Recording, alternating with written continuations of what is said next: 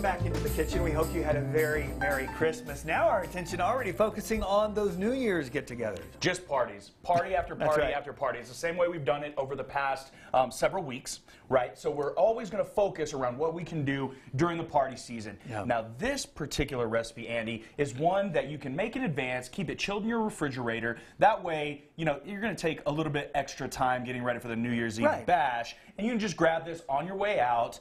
It's easy to transfer. You're good to go. How far in advance are we talking about here?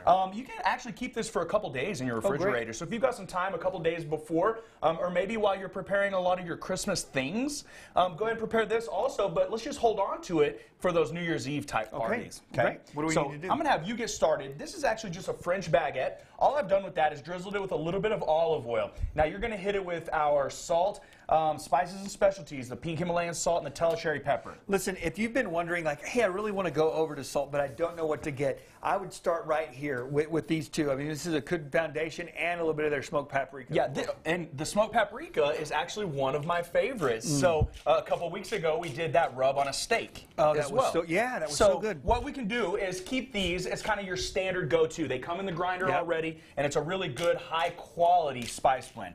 So while you're doing that, I'm going to actually start here with our cheese ball. So the foundation of the cheese ball is just going to be some cream cheese, and I've let this come to room temperature, kind of soften up a little bit. Makes it a lot easier to work with, but it also allows our other ingredients to blend into it pretty well.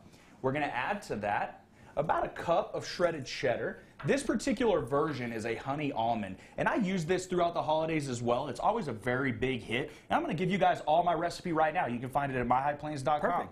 Now, I want to ask you, where do you get these?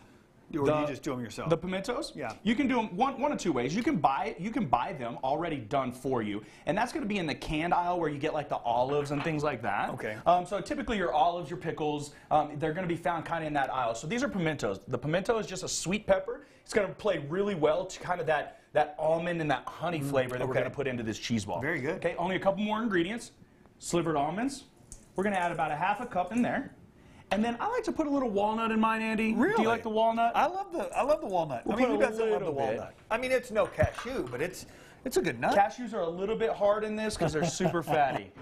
And then we're going to hit it with just some of our honey here.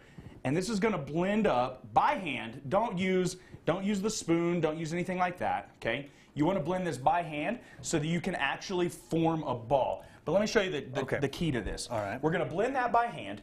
Then you're going to get a smaller bowl or some kind of a serving vessel. Now that vessel is actually going to be the shape of what you want your cheese ball to be. Okay? I got it. So if you want that perfect round ball shape, get a small bowl and you're going to pack it into that.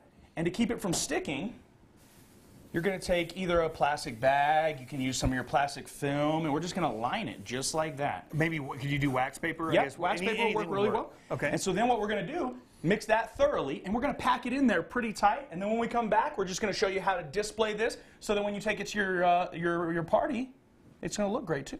And you can say, I did that, courtesy of Chef Rocky. We'll be back in the kitchen after this.